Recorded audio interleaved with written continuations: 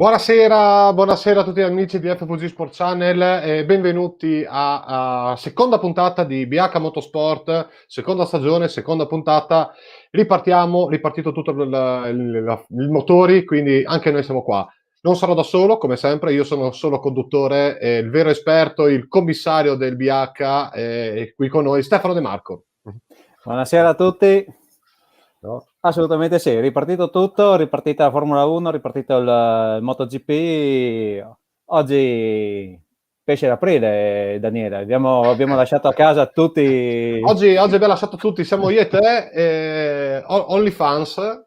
Esatto. No? Quindi, Beh, intanto noi col pesce d'aprile abbiamo una vecchia storia, no, Stefano? abbiamo Questo una certa magari esperienza. lo diciamo un'altra volta, raccontiamo un po' di quello che abbiamo combinato nel corso degli anni.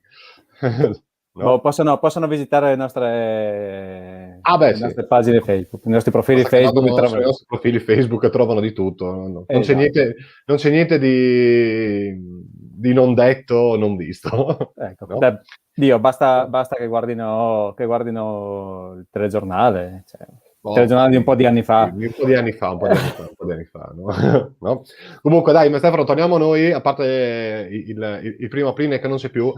È stata una domenica abbastanza intensa, cioè alle 5 c'era la Formula 1, alle 7 Motomondiale. Andiamo in ordine cronologico, partendo dalla prima stagione, dal primo Gran Premio della stagione 2021, che sarà una stagione lunghissima perché 23 Gran Premi della Formula 1, che è iniziato, che se uno non guarda la gara dice vabbè, vince sempre quello.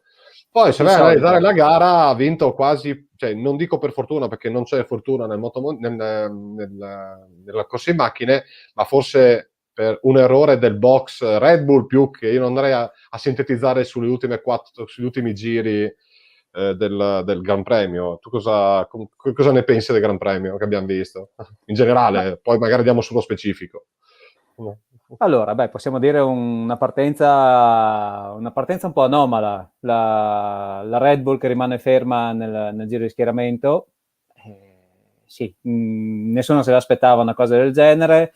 Ho letto un paio di articoli, è stato bravissimo a far ripartire la vettura, che insomma non sono vetture facili da far ripartire. Ha praticamente fatto un spegnere e accendi, come si fa esattamente con il computer. Qualche ingegnere informatico potrebbe dire va bene così. Qualche per qualsiasi ingegnere che cosa ci sta anche guardando, perché lo vedo, potrebbe dire che poi possiamo fare tutto quello che vuoi, ma spegni e riaccendi è sempre la cosa migliore per tutto. Assolutamente sì, ed è riuscito a riguadagnare i box da dove è partito. E dopodiché, insomma, secondo giro di schieramento, che è bastato per far ripartire la gara, per fortuna, ed è partita una gara, possiamo dire, i primi giri al cardiopalma, perché veramente sorpassi, incidenti, uscite di strada, c'è stato un po' di tutto, insomma, nei primi giri. Ci sono state tante safety car virtuali e non, che hanno come al solito annoiato il pubblico da casa. Io un po' le odio, cioè queste cose secondo me nella Formula 1 dovrebbero essere limitatissime, ma una questione di sicurezza, come si diceva, porta inevitabilmente a questo. Abbiamo visto non tanto sulla safety car, che io sono anche d'accordo che ci sia, ma dopo ti chiederò una tua opinione sulla virtual safety car, ma dopo con calma. No? Possiamo evitare vai avanti col Gran Premio, dopo ne parliamo. Allora, abbiamo visto, partiamo dal fondo. Ci dispiace, insomma, partiamo dal fondo. Abbiamo visto un Vettel impallato completamente, cioè, irriconoscibile. Neanche nei peggior periodi di Ferrari ha potuto fare una gara così, possiamo dire, scandalosa. A me dispiace tantissimo. Vettel è bravo, è un ottimo pilota. Hai messo il carico di briscola, cioè, digli scandaloso a Sebastian Vettel, insomma. Carino, sì, ce lo aspettavamo diverso, un 4 volte campione, no, scandaloso. No, anche Stroll andava più forte di lui. Assolutamente sì. Mancava solo Marzepin o Marzepin, No, ma come Mazepin, cavolo si chiama? sì, Mazepin che come noi abbiamo riso a fine Gran Premio, ormai è diventato l'idolo del web. Cioè, domenica sera siamo stati inondati da meme su Mazepin, un po' la nave sul canale di Suez con la scritta Mazepin. Esatto. Oppure, che è la realtà, che io mi sono messo a ridere, però è la realtà se ci veniamo a pensare, che lui ha più giri di formazione che Assolutamente. giri durante un Gran Premio. Esatto. Fatti due. No? Assolutamente, assolutamente. No? Boh, ma dai, che crescerà. Sì, imparerà. Nota Sì, canzone, no? esatto. Boh, ne abbiamo visti in Formula 1, abbiamo visti personaggi del genere passare come meteore. Diciamo che tengono viva un attimino l'attenzione anche sulla Formula 1, perché uno guarda il Gran Premio per vedere che cosa combinerà questo pilota. Ma io invece penso che tengano solo vive le scuderie che li prendono, perché penso che insomma, Ma quello è... arriverà lì con una barca di milioni di euro, non penso che... Poi magari diventerà 7 volte campione del mondo fra 10 anni, Oddio. spero per lui. Assolutamente. Però al momento non è che... Invece il giapponesino volante nelle prove sembrava volante, poi in Gran Premio il Gran Premio è un'altra cosa. No, ma non è andato malazzo, dai, insomma, ha fatto il suo, ha avuto qualche guizzo durante la gara. Comunque anche lui, insomma, si deve fare le ossa, insomma. Se la Honda l'ha voluto su una vettura motorizzata dalla casa, vuol dire che le qualità ce l'ha, insomma. La Honda abbiamo sempre visto scegliere ottimi piloti già dai tempi della McLaren anni 90. Ma quella è un'altra storia. Ecco. Marzepin è il nuovo Grosjean. No, allora Grosjean in Formula 1 è stato un ottimo pilota. Ha avuto molta sfortuna in quest'ultima gara. No, vabbè, ma ti ricordi all'inizio, cioè, che i numeri che faceva Grosjean, poi sì, ovviamente è migliorato e sì. è diventato anche un buon pilota. Sì, assolutamente. Ha fatto una buona carriera. Sì. All'inizio, fra lui e come qualcun altro diceva Maldonado, non è che... Esatto. Avevamo Maldonado, avevamo Zonta, ma avevamo lo stesso Verstappen, che le prime gare, esatto, era stato soprannominato Verstappen. Dopo parleremo anche di lui. Parlavamo di un 7 volte campione del mondo, hai accennato così, sperando che il buon russo diventi un giorno campione del mondo. Avevamo il figlio di un campione del mondo quest'anno in partenza, il buon Mick Schumacher, che non ha brillato come tutti si aspettavano, però insomma... Sono arrivato in fondo. Esatto, l'ha portata a casa intera, senza arte né parte, però ci siamo. Diciamo che la Haas più di lì non penso possa andare. Oddio, secondo me non è male come macchina. È una squadra che con il capitale che ha, che è sostanzialmente un terzo rispetto alle grosse, si difende bene. Quindi, insomma, arrivare fin lì con quei capitali vuol dire lavorare tanto e lavorare sodo. Beh, poi insomma in Formula 1 servono scuderie, quindi... Esatto, assolutamente. Chi c'è che mi scrive? Nessuno? Ok. Come potete capire siamo in diretta, non è che non mandiamo in diretta le cose registrate, siamo in diretta. Esatto. Quindi può succedere anche che magari adesso entra mia moglie mentre stiamo parlando, cioè, finché saremo in home edition questo è. Poi quando torneremo a essere liberi da zone rosse, arancio, gialle e tutto, magari ci sarà una bella novità, ma non ve la sveliamo. Assolutamente no. No? Teniamo viva l'interesse. La curiosità per le novità. No? Abbiamo visto una Ferrari. Ma io la Ferrari vorrei arrivarci alla fine. Ok. No. Andiamo avanti un attimo a parlare del Gran Premio. Le Ferrari le teniamo per ultime, perché siccome è stato detto tanto, io ho fatto, che saluto anche una discussione abbastanza animata su Facebook con qualche ferrarista, quindi teniamo alla fine, no? Ok. Quindi, tipo Verstappen, che è stato dal venerdì mattina il più veloce di tutti.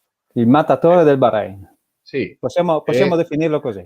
Sì, beh, non sembrava neanche, non stiamo neanche a fare il Gran Premio, cioè il Gran Premio è dalla seconda posizione in poi, alla fine è arrivato secondo, di un secondo, ma è arrivato secondo. No? È arrivato secondo. Qua esce il commissario sportivo che è me, Ecco. grande, lo so che volevi arrivare lì,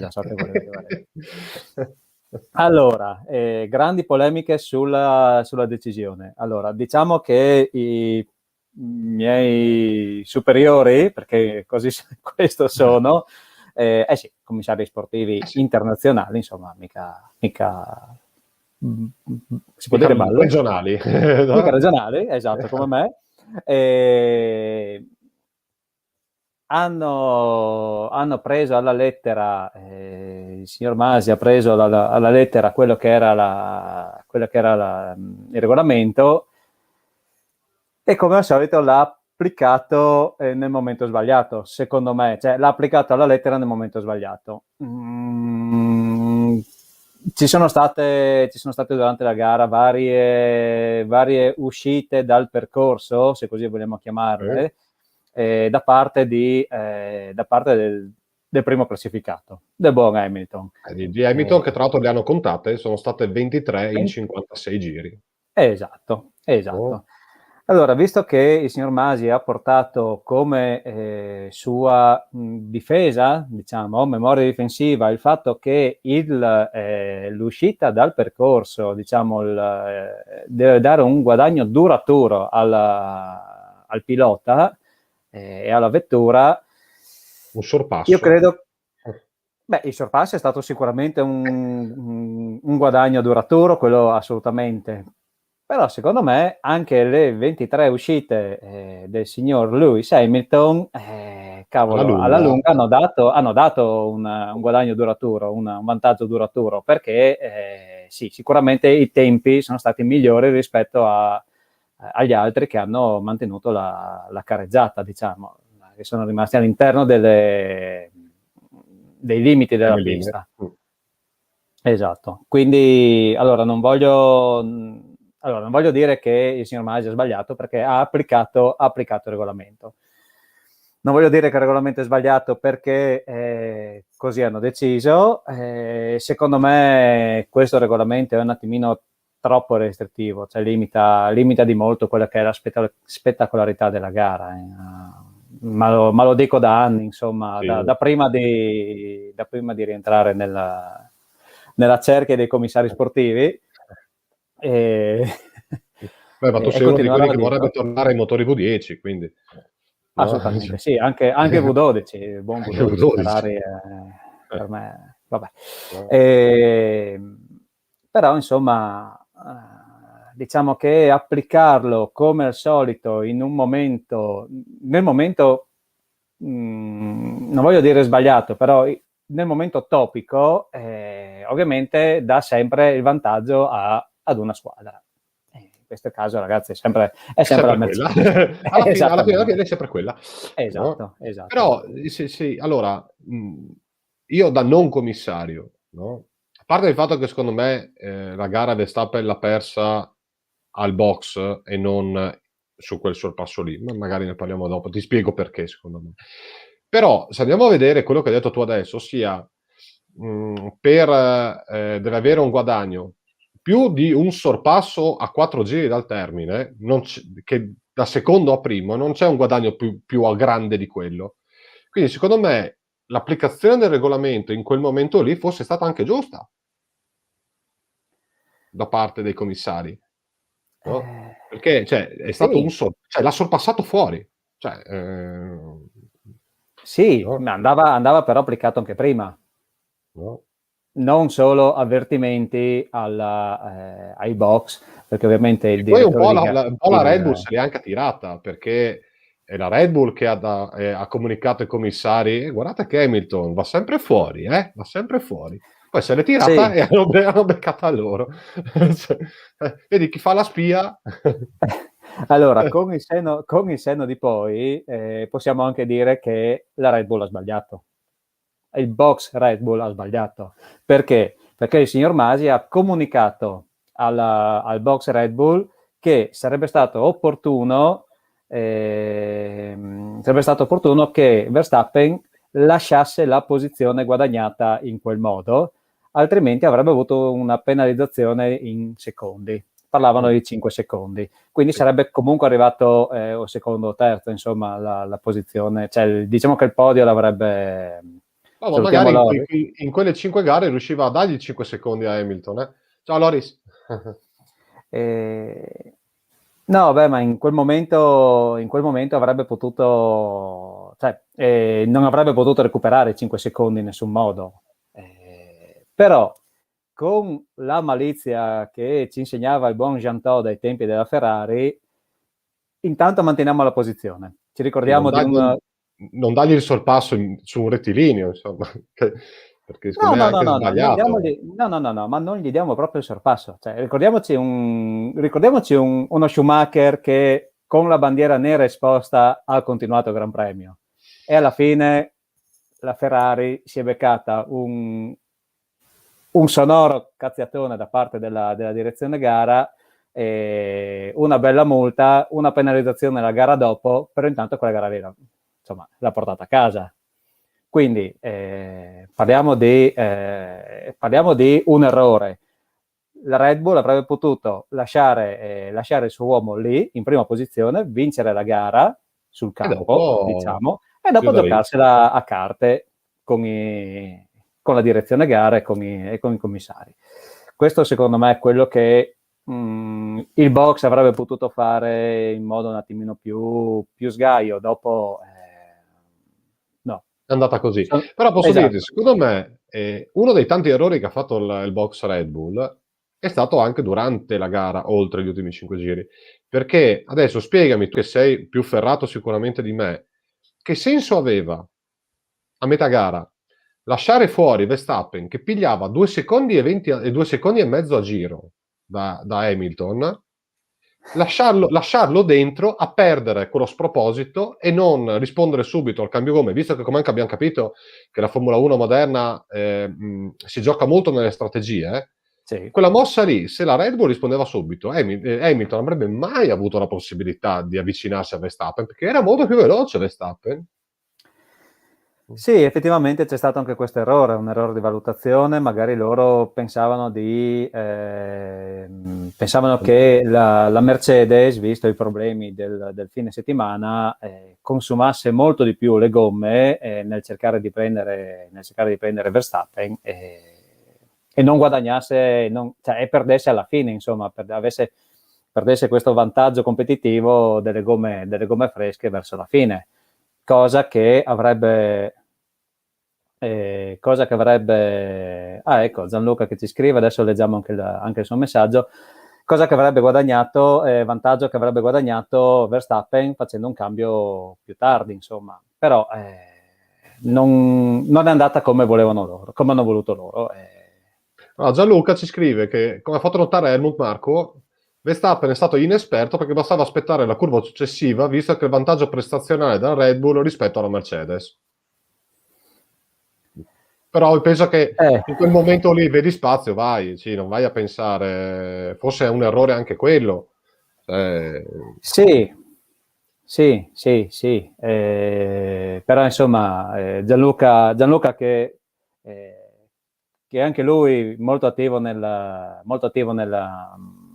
mondo del motorsport, organizzatore di una gara di regolarità su Impiancavallo, ci vediamo ogni anno ed è un ottimo compagno per un paio di giorni. Lui sa che al pilota non si può dire di star fermo, insomma. Poi Verstappen è giovane, ha la grinta, sapeva di avere la miglior macchina e secondo me ha voluto tutto subito. Sì, ma secondo me, come giustamente dice Gianluca, che saluto, e magari avrò modo di conoscerlo in futuro, appunto, se come hai detto tu adesso, Verstappen sa che ha, scusate, la macchina migliore, non andare a cercarle, tanto se non era quella curva lì era quella dopo e lo passavi, no? Allora lì sta anche, cioè, posso dirti, anche se sai benissimo che non mi piace, se Hamilton non l'avrebbe passato lì, avrebbe aspettato la curva dopo. Hamilton ha molti più chilometri sulle spalle.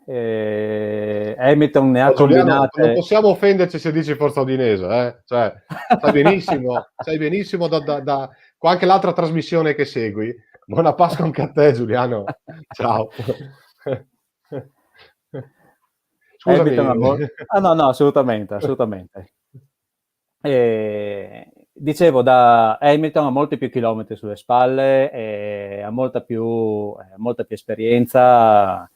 Sicuramente avrebbe aspettato, avrebbe guadagnato tutto il vantaggio possibile dalle prestazioni della sua vettura. L'abbiamo visto l'anno scorso vincere gare praticamente impossibili, insomma, con un'ottima strategia e azzardando anche, perché ha saputo azzardare. E mi ricordo una gara dove doveva cambiare le gomme, tutti aspettavano che scoppiasse una delle sue gomme, perché quello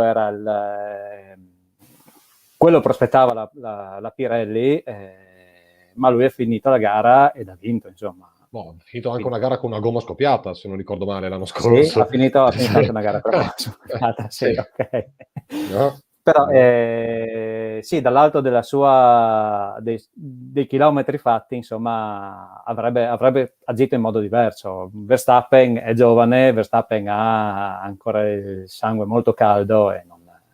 Secondo te, prima di passare a parlare di Ferrari, il GP del Bahrain ci ha dato una prima cartolina dalla prima gara, ossia Mercedes, Red Bull e il resto dopo, no? Perché anche Perez, sì, partito ultimo, è arrivato davanti. Sì. Intanto è arrivato anche Francesco Tonizzo da Oceania, con noi. No. Solo per pochi minuti, ma ci tenevo a salutarvi. No. Ho avuto un pomeriggio complicatissimo tra Ciarni Smuzzane, una roba veramente non finiva più. Dai, che domani è Pasqua. No, domani, vabbè, dai. No. Quindi dicevo, Stefano, allora il Bahrain ci dice che c'è Mercedes, Red Bull e il mondo dopo. Questo in Bahrain. Sì. Fra 15 giorni il motomondiale. La Formula 1 torna in Italia. Dopo motomondiale. Sì, dopo. La Formula 1 torna in Italia, riapre Imola anche questo 2021. Su quella pista lì, secondo te la Red Bull è la stessa Red Bull che abbiamo visto in Bahrain, calcolando che anche l'anno scorso in Bahrain la Red Bull volavano? Allora, la Red Bull quest'anno ha lavorato molto. La Honda ha messo giù un ottimo motore, è proprio è un aereo, non si può dire. È pensare che l'ultimo anno, pensare che l'ultimo anno che la Honda in Formula 1 ha fatto l'ultimo anno, ha fatto sto motore qua. Esatto, ma la Honda ci lascia sempre in questo modo. Grandi cose, grandi prestazioni, dopodiché chiude i rubinetti e finisce lì. E le squadre che venivano servite motoristicamente parlando da loro rimangono, insomma, con un pugno di mosche, a meno che non lo sviluppino in casa, cosa che, se non sbaglio, la Red Bull sta cercando di fare. Insomma, vorrebbe vorrebbe portare avanti quello che è il settore sportivo. Sì. Esatto. Il settore sportivo. Detto ciò, siccome noi abbiamo il dono della sintesi, mai avuto, torniamo a Imola, vedremo sempre Mercedes e Red Bull? Secondo me sì.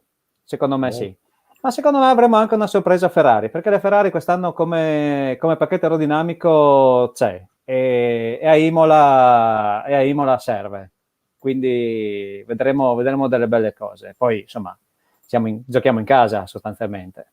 Bene, tu hai aperto il capitolo. Eccolo. E adesso sì.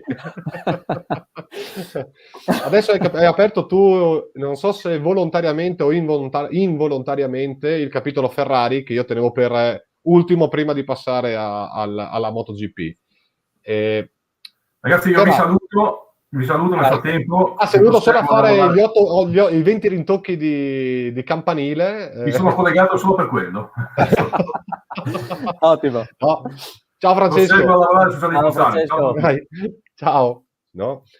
Quindi Ferrari, il primo GP del 2021, bicchiere mezzo pieno o mezzo vuoto per te?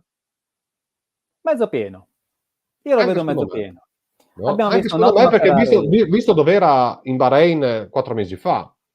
Sì, no? assolutamente. Alla fine la macchina è sempre quella, cioè che tu adesso magari agli amici che ti stanno guardando, che sei commissario, ne sai più di me, spiegati che questa macchina qua, quest'anno le macchine non possono essere stravolte più di tanto perché è solo un aggiornamento di quelle dell'anno scorso prima della rivoluzione totale del prossimo anno, giusto? Esatto. Il prossimo anno vedremo delle cose fantasmagoriche, almeno così promette il regolamento, però quest'anno solo un ritocchino qua e là, un maquillage dell'aerodinamica, cosa che la Ferrari ha sfruttato molto bene, abbiamo visto, insomma, il motore ha avuto diciamo che gli hanno tolto... Diciamo che gli sono tornati un 20 litri di benzina? Sì. Gli hanno tolto le mollette dai tubi della benzina, probabilmente. Ecco. Abbiamo visto insomma delle prove stupende. Secondo me Leclerc ha fatto dei giri da manuale. Avesse avuto un pacchetto come quello Mercedes o Honda o sì, Red Bull, secondo me sarebbe stato anni luce rispetto agli altri, ma anche lì sono di parte, perché lo sai che Leclerc è il mio idolo. Prima il battesimo di Sainz, cosa dici? Sainz mica male, il ragazzo ci sa fare, e lì tiene botta. Però se ti ricordi le pagelle di un noto giornalista motorista italiano, l'ha bocciato, perché ha detto che nel momento che ti aspetti che Sainz tiri fuori le cocones, come si dice in spagnolo, sì, si è messo dietro e ha aspettato di arrivare alla fine. Sì, però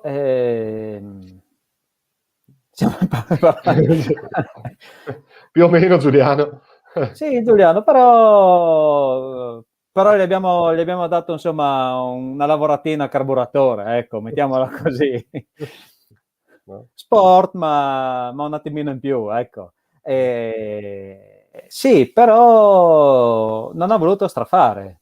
Io la vedo sotto questo punto di vista, insomma, era inutile che lui andasse a cercare avventure senza conoscere la macchina. Ricordiamoci che causa Covid, causa regolamenti, i test delle vetture sono stati limitati, e lui insomma si è ritrovato su una macchina, non al simulatore, perché ora il simulatore credo ne abbia fatte a bizzeffe, si è trovato su una macchina praticamente appena montata, ecco, sì, non c'è mai salito, l'ha ritirata dal concessionario e l'ha portata ed è uscito il box del Bahrain, insomma. Questo però così come ti dicevo prima, parlando di Ferrari, che io domenica sera, come ti ho detto, ti ho anticipato, ho avuto una leggerissima discussione via social network su chi diceva questa basta, la Ferrari è un fallimento anche quest'anno. Ho detto sì, ma guarda che fallimento è se arrivava 11ª come l'anno scorso in Bahrain. Esatto. A parità di Gran Premio, cavolo, è arrivata quinta. Va bene, non puoi pretendere che da una macchina nata male, per 1000 motivi che non stiamo qua a dire, non riesci a migliorare una macchina nata male. Quindi già arrivare il quarto, quinto e in giro secco giocartela per le prime posizioni, perché sul giro secco probabilmente giocherà per le prime posizioni, per me è un bicchiere mezzo pieno, come hai detto tu prima. Beh, ad un certo punto abbiamo visto anche Leclerc primo, sì. Leclerc primo e Sainz secondo, se non ricordo male. Ancora la foto. Esatto, sì. Tutti abbiamo sgranato gli occhi, tutti eravamo in piedi sul divano, dopo è arrivata la Red Bull. No, sì. Comunque sì, cioè partiamo da un progetto che non è nato benissimo, insomma, l'abbiamo visto negli ultimi anni, la Ferrari ha cercando di migliorare con l'affanno, è andata sempre peggio, dispiace dirlo, ma è andata così. Quindi ad un certo punto si tocca il fondo e si può solo che risalire. Abbiamo visto invece la Mercedes che da un progetto fantasmagorico, da una macchina che vinceva anche con una scimmia alla guida, abbiamo una vettura che adesso... Cosa? Vai avanti. No? Abbiamo visto insomma una macchina che può arrivare seconda o terza, insomma, perché ha un'altra rivale. Abbiamo visto una McLaren che ha tirato fuori i cocones di prima, quelli che non ha tirato fuori Sì, Sainz.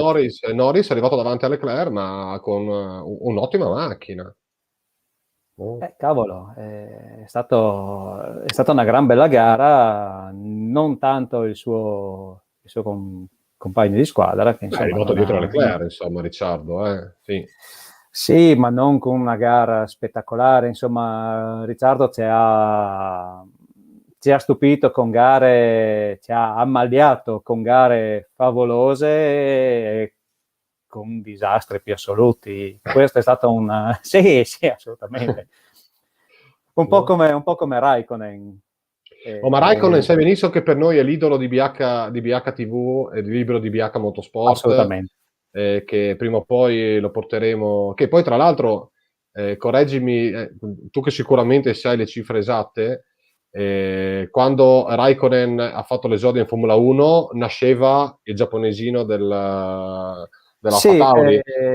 sì, c'erano Raikkonen e Alonso, se non ricordo male, un altro idolo di BH Motorsport, però dall'altro lato abbiamo qua e qua, il prima e il dopo, e molti di quelli che correvano con loro in Bahrain domenica scorsa probabilmente erano ancora in fasce, probabilmente qualcuno iniziava a correre con i kart, altri non sapevano neanche cosa fosse una macchina. Comunque, zitto, Raikkonen è arrivato davanti a Giovinazzi.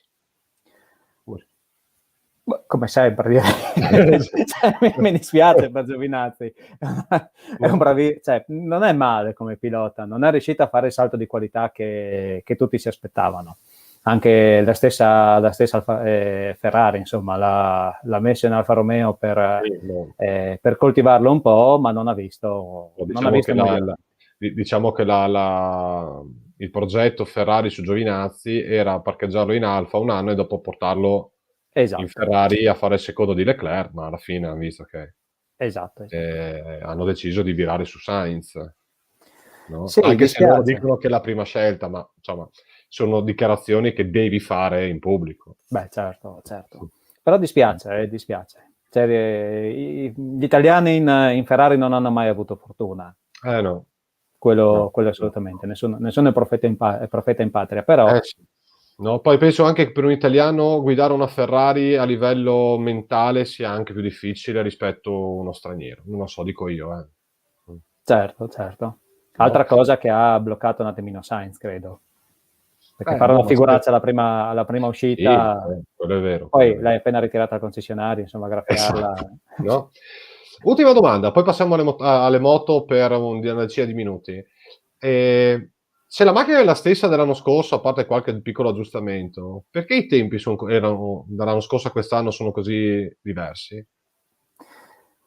Ci sono state delle restrizioni. Il regolamento ha dato un giro di vita alle prestazioni e non si è potuto migliorare tutto quello che si voleva, e quindi per la serie chi c'è e chi non c'è rimane lì, insomma, rimane al palo, cosa che non dico che è successa per la Mercedes, però insomma, come si diceva, ci aspettavamo anche quest'anno un dominio Mercedes, abbiamo visto una Honda che non dico che l'ha sverniciato, ma quasi, insomma.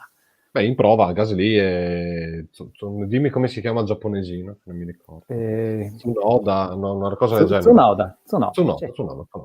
Che dopo che poi Carlo Vanzini da Sky diceva che siccome non erano riusciti a fargli il seggiolino giusto, hanno messo tipo un cuscino sotto perché è piccolissimo, cioè molto basso per la prima gara. Cioè... addirittura, sì, sì, può no, essere. diceva che nelle prove non era arrivato, hanno dovuto mettere proprio una sorta di anche spugna lui, sotto.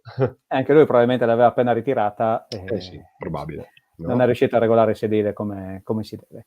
No. Sembra impossibile, sinceramente, che una squadra di Formula 1 non...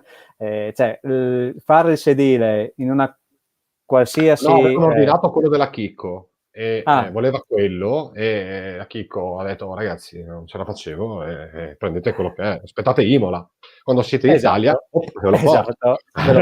Esatto, giustamente. No. Comunque dai, allora appuntamento con Imola allora aspetta, il 18 il 18 di aprile. 18 di aprile Imola, Gran Premio dell'Emilia Romagna se non sbaglio. Esatto, GP dell'Emilia Romagna. Non è più San Marino, è GP dell'Emilia Romagna. Ci siamo portati a casa anche ci siamo riportati a casa. Ci siamo riportati a casa anche il Imola, no? E quindi anche lì tu dici però che sarà sempre Red Bull Mercedes con secondo me sì. la moto più performante su un circuito relativamente lento come Imola. Secondo me sì. Anche se, vabbè, considerazione così, pensandoci un attimino su, abbiamo visto una McLaren con una grande trazione e un gran motore, perché i sorpassi sulla Ferrari sono stati sempre di motore. Vabbè, vediamo come va. Vediamo come va, dai. Quindi appuntamento 18 aprile Imola e vediamo cosa succede. Intanto ci sono 23 Gran Premi quest'anno, siamo al primo. Non è il momento di tirare le somme, ma solo fare previsioni su quello che abbiamo visto. Poi assolutamente. La storia ci ha insegnato, a parte gli ultimi 7 anni, che le prime 2 o 3 gare sono per prendere le misure, no? Insomma. No? Ridateci Melbourne alla prima gara, per favore. Ecco, esatto. Magari evitiamo le tempeste di sabbia, no? Sì, ok. No? E, domenica, finito il Gran Premio, praticamente un quarto d'ora dopo, è partita anche la stagione della MotoGP. Ovviamente prima sono partite la Moto2 e la Moto3, vabbè, ma diciamo che il clou del motomondiale è la MotoGP, che è partita alle ore 19, con... Chiedo a te, inaspettata o no, vittoria di Maverick Viñales? Viñales ha fatto un garone. Viñales è un gran pilota, l'ha già dimostrato. Non è arrivato in Yamaha per niente, però diciamo che quest'anno è partito forte, è partito guidando benissimo. E la Yamaha ha rimesso in pista una moto con i contrococones, sempre quelli di prima. Almeno con uno. Sì, esatto, l'altro disperso nelle sabbie del deserto, ma va bene, ok. Però cosa abbiamo visto? Abbiamo visto un record di velocità, cosa, se vogliamo per alcuni negativa. A me non è che faccia impazzire questa cosa, però il progresso della tecnica porta a questo. Abbiamo avuto un 362 km/h da parte della Ducati. No, ripeti? 362 km/h. Sì. Sì. E sei il braccio che devi avere per tenerla? Tu che sei motaro, anche. Ero. No, vabbè, però dico... diciamo che vai in giro in moto, no che correvi in moto, ma no. 360 in moto. Mamma mia, sì. Beh, abbiamo visto negli ultimi anni spuntare sulle moto da gara e sulla MotoGP vari flap, estensioni aerodinamiche. Diciamo che l'aerodinamica... Mi ricordo il Gabbiano sulla Ducati, che il rettilineo aveva preso sulla letta e il Gabbiano. Esatto, abbiamo visto nascere abbiamo visto sviluppare l'aerodinamica anche sulle moto, possiamo dire finalmente qualcosa di nuovo sulle moto in pista, però questa aerodinamica ha portato a uno sviluppo di velocità impressionante. Cioè adesso le moto si possono portare a queste velocità perché rimangono incollate all'asfalto, non volano come aquiloni. Boh, a me le moto mi hanno sempre spaventato, lo sai bene, ma cavolo, Sì. ma 365 km/h con una moto con delle gomme grandi così, che poi sono delle gomme che sono tipo Chewing Gum, che non ti muovi dall'asfalto, questo siamo tutti Sì. pienamente d'accordo, però senza, cioè in macchina, bene o male, hai la carrozzeria, no? Allora, diciamo In che moto hai le gambe, cioè, lì sì, veramente sono dei esattamente. pazzi, cioè se devo dire chi è più pazzo fra un pilota di macchina e di moto, ma per il distacco quello di moto. Beh, sì, No? Forse è assolutamente, più pazzo quello che assolutamente. fa rally, ma questo è un'altra cosa.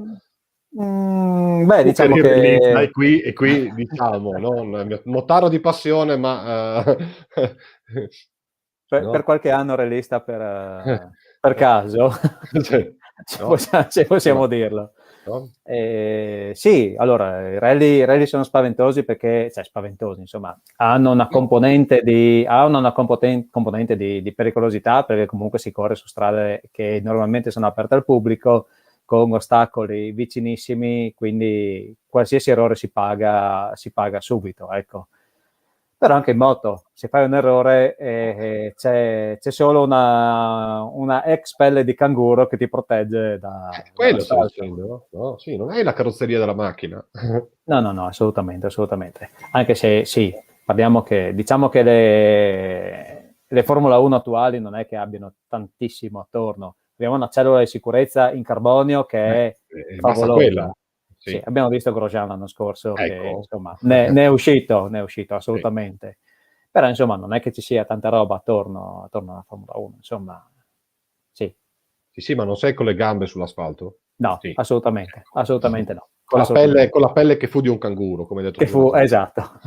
Sì. Esatto. No? E anche Detto ciò, una lì, Ducati in grande spolvero, no? sì, Sembra tornata la Ducati di di qualche Stoner, anno fa, sì, che viaggiava, no? assolutamente sì. Adesso è tornata ad essere la moto più veloce del Circus. Pirro, leggevo prima, Pirro, il collaudatore della... Sì, ecco, Luigi Pinoza ci ha lasciato un messaggio, possiamo... Che confermiamo? In un certo Confermiamo. senso possiamo essere Confermiamo. d'accordo con lui. E agli amici che ci seguono che non sanno cosa c'è scritto, non gli diremo perché, ma credeteci, è più pericoloso. Assolutamente sì. Il collaudatore della Ducati, Pirro, ha dichiarato che la Ducati su una pista particolarmente veloce può raggiungere anche i 400 km/h. Questa è la dichiarazione. Beh, insomma, il Qatar è una pista abbastanza veloce, però insomma abbiamo il rettilineo del Mugello che sì, è un aeroporto Ma c'è sostanzialmente. Monza il motomondiale? No, mi pare di no. Monza no, Ecco, è troppo... tu pensa al rettilineo di Monza. L'uscita dalla parabolica è tutto il dritto fino alla prima chicane. Quanto può arrivare? Quello che ha detto Pirro, 400 Cioè, km/h. Molto probabilmente lui ha fatto qualche test, magari non lo so, non so se lo fanno, ma magari fanno anche qualche test di velocità nella pista nel circuito di alta velocità giù a Nardò in Puglia. Sicuramente faranno qualche test del genere se non altro per testare l'aerodinamica. la dinamica. Esatto. Però comunque la Ducati è la più veloce in pista, in rettilineo, come hai detto tu un attimo fa. Però se andiamo a vedere, se riassumiamo il GP in una curva, ha dimostrato anche che in curva, se apri nel momento giusto, vanno. E Mir ne sa qualcosa. Secondo me è ancora lì Sì, che pensa dove sono passati Zarco e Bagnaia. Mir sì, sta ancora facendo il giro dei carrozzieri per chiedere il codice colore della sua Quella Suzuki. sbirricciata che si è preso. Assolutamente. Ha sbagliato la curva e l'ha pagata tutta, cioè non è riuscito a portare a casa neanche un terzo A secondo, posto. a quarto in mezza curva. Esatto, proprio No. non c'è stato modo proprio. Vabbè, dai, gara interessante comunque, anche quella della MotoGP, non ne vedevamo così da qualche anno, cioè da qualche anno, insomma, da qualche gara. Non ha brillato. Molti chiedono che lasci la moto ad un giovane. Non ha brillato Valentino Rossi, che è arrivato 12esimo, ha dimostrato non i suoi limiti, perché i suoi limiti sono ancora ottimi, considerando che ha 41 anni, insomma. Ha dimostrato i limiti di un pilota a quell'età, insomma, a 41 anni. Eppure è ancora lì. Sì, è come Mazepin in Formula 1, insomma. Tu dici?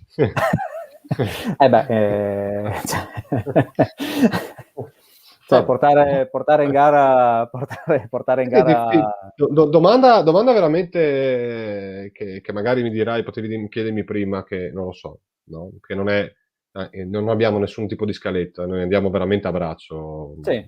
no? Dovizioso, che fine ha fatto?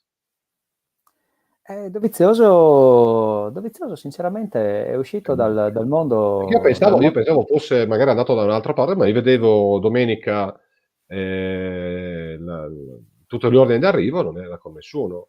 Ripeto, io non seguo granché la MotoGP, però c'è Dovizioso, vice campione del mondo dell'anno scorso, si è trovato senza un sellino. Dovizioso è uscito dal circo della MotoGP, sta testando l'Aprilia. Questo è quello che... L'Aprilia. Ah, Aprilia, ok. No? Sta guidando quella, vediamo se magari c'è un rientro, non credo in MotoGP, ma in qualche altra... Superbike c'è ancora, quindi Sì. Dai, che resto basito che un vice campione del mondo resti a piedi. Va bene, in Ducati hanno spiegato tutti che ormai il matrimonio era finito, era inutile andare avanti, non c'erano più le condizioni per proseguire la loro quel contratto, va bene, insomma, si può capire tutto, però così non trovarne un altro.